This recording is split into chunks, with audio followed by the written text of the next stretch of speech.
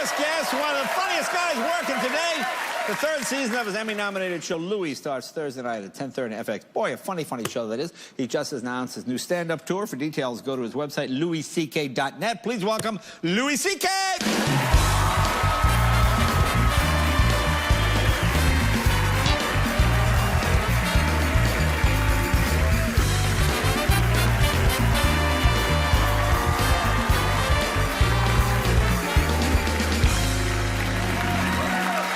How you been? I'm okay. How are you? Yeah, I'm all right. I'm fine. Everything is good?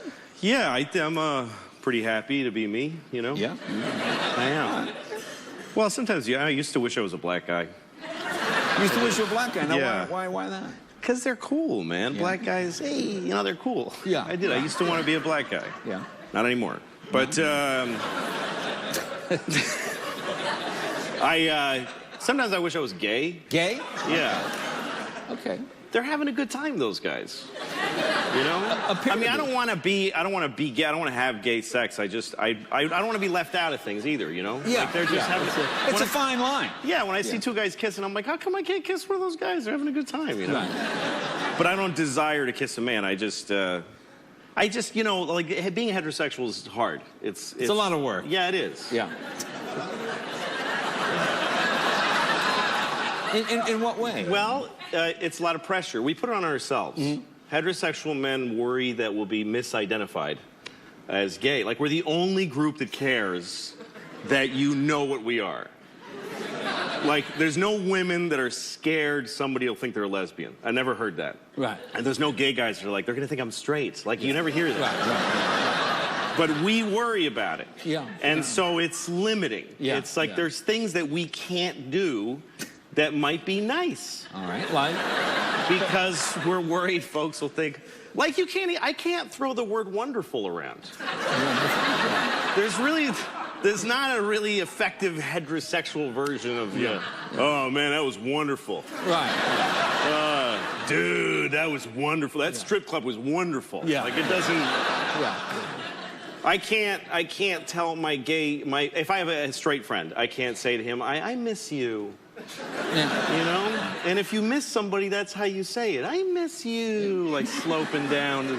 I miss you.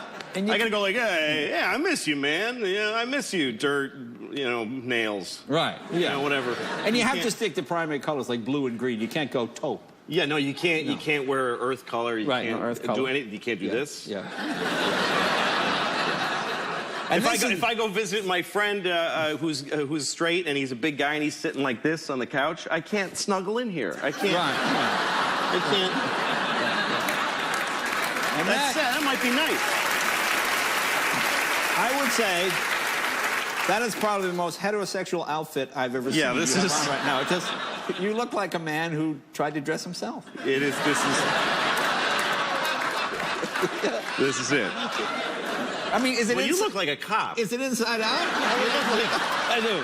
You look like you're protecting the president. Well, this is my job. This is my uniform. I know. You are. By the way, you are, and I hope I can say this without insulting you. Yes. You're the weirdest looking person on the planet Earth. Thank you. Thank you. That doesn't insult me at all.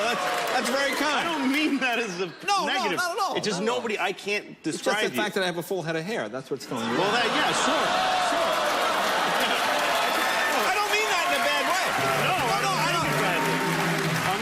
Don't take that the wrong way. I'm not. It's just that I just don't have to cover my chin because I'm proud of it. But Jay, no, go. It's not, Jay. No, but go ahead. Jay, I'm sure if you weren't famous and you robbed a bank and the dude was describing you to like a police sketch artist, he'd be like, no, seriously, what did he look like? Nobody looks like this. Nobody looks like you. Really? I can't believe I'm looking at you all the time I'm looking at you. And if you robbed a bank, what? I'd keep the money and be happy. No, I'd say that. I'd be good at it. You'd just say, it's Mr. Potato Head. And they would go, oh. But enough about you and I. Yeah. How are your daughters? How are the two girls? My two girls are great. They're great. As long as I don't make a mistake, they'll be fine. You know what I mean? Like, the only thing I could do is screw them up. I don't think they're fine. Yeah. I love being with them. They like being with me. Yeah. It's really, I mean, they're about their mom. Mom is the one. Right. In everybody's life. It's your mom. Your dad, my dad was okay, you know? That's what people say. Dad, you know, the worst thing you could call somebody, is mother. That's the worst thing, right? Right? Yeah, right. That's appropriate, the response. Terrible thing. Another word for mother is dad. It's the same thing. They're synonyms. So, good night, everybody. See you next week. Good night. Thank you, everybody. We'll take a break. More with Lou.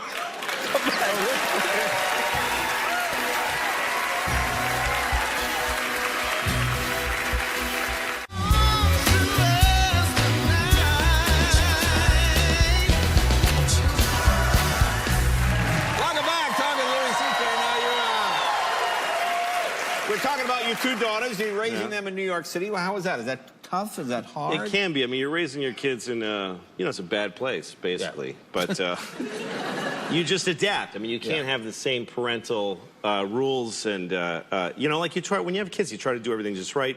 If I put my kids in a car for a trip, they got to have their seatbelts on. Right. And I make a big deal out, we're not moving until you put your seatbelts on, and that makes me feel like I'm taking care of them.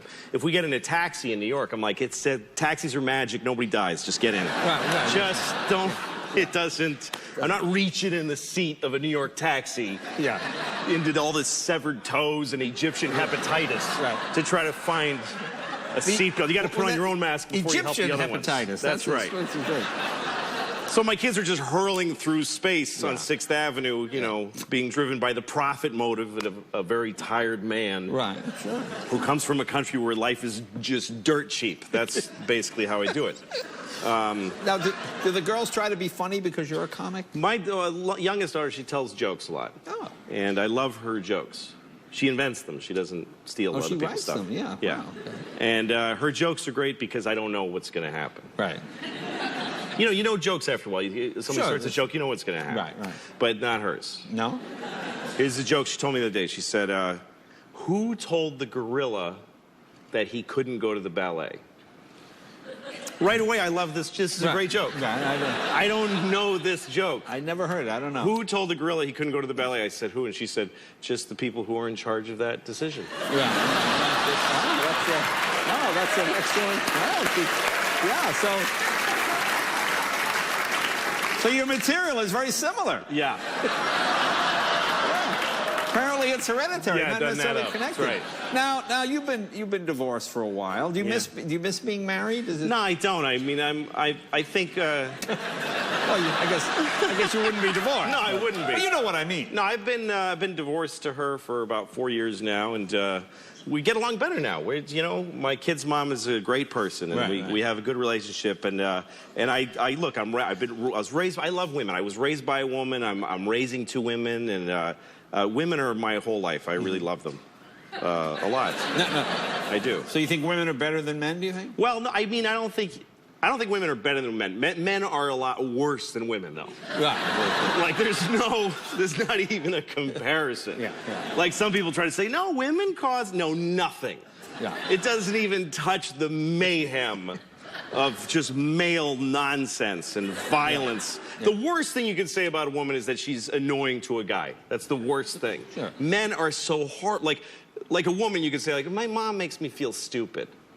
Oh, really? My husband murdered me. Right. It's just a whole... Yeah, it's different. Yeah. So you know, that would be worse. Kim Kardashian's annoying. Really? Hitler killed everybody. Yeah. There's not... Yeah, that's an interesting... There's not... Even when you hear of a guy who's a great guy, he's an amazing guy. He's a big community activist. He's a good guy. And then it turns out he's been molesting kids for years. Right. Just years. Just tons. It's always tons of kids. Like, nobody gets found guilty of 1 count. Right. It's always like 50 or 100. He's just been doing it. Like, when did he have time to coach? Like, when did he have time to do his job? The most impressive thing is how good that offense was, considering how much time that dude spent. Wow. Think how good would Penn State be if that guy wasn't wasting his time? Yeah. But it went on for so long that nobody, by the time they caught him, he was done. He was like, I'm sick of it anyway. Like, he didn't even care.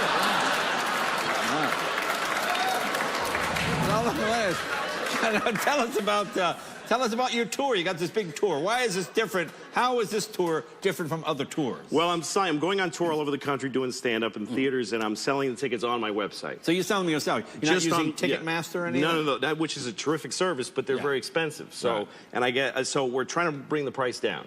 Oh, so okay. the tickets are the same price all over the country, and they're very low prices, and you can only get tickets on my website. I see. Just like everything else. So, and you don't have to join anything. Right. You just go on, you buy a ticket, and you go to my show, you laugh, or you don't, and I don't care. And then, but you can only buy it on my website. Yeah, that's the new thing. So you're on the road, like you're going all over the country. Anything Yeah. surprise you when you go to places? Well, I love seeing America. It's a great place, and the good and the bad, you know. Tell me about the bad. Okay, well, I was in Knoxville, Tennessee, which is it's a great town. They have a Dunkin' Donuts there. It's a nice town. Obviously. Yeah. So I'm in Knoxville. Really? I'm just saying. You brought it up. Really? Like I'm still wearing the donuts from Knoxville? That's what you're trying to tell me? You are still wearing the donuts. I am wearing the donuts from Knoxville. Hey, go man, ahead. I don't What care. happened in I don't Knoxville? care. Go ahead. Have at it, buddy. No. Okay, Knoxville. So I'm in Knoxville, and I'm playing this very old theater. And I go to the sound check, beautiful red velvet seats. And then way at the top, the seats are like wooden, old, unpainted seats. And I said to the guy, why are those seats different? And he goes, that's a colored-only section. What? And yeah, he said, he said that used to be the color-only section. And so I was like, oh, wow, so you preserved it to show, like, how it was. And he was like, well, I mean, they can sit wherever they want. But, like, he didn't understand the idea. He was like, what? Yeah, no, it ain't color-only anymore. They can sit wherever they want. Used to be, and I was like, so it's like a historical, he's like, no. It's just, now sometimes white people sit there.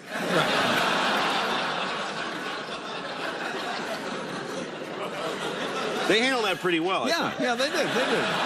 Well, folks, it's Louis C.K. This is the second complete. Second season's Boy, coming it's out. really a funny show. Get the Thank DVD, you. folks, and get it. They probably get it on Netflix too, right? They can go on Netflix, and then it starts June 28th this Thursday. It starts this Thursday. Starts Louis, season thank you, my 3. friend. Thank you, buddy. man. Thank Be you. right back. We'll know what's wrong right after this.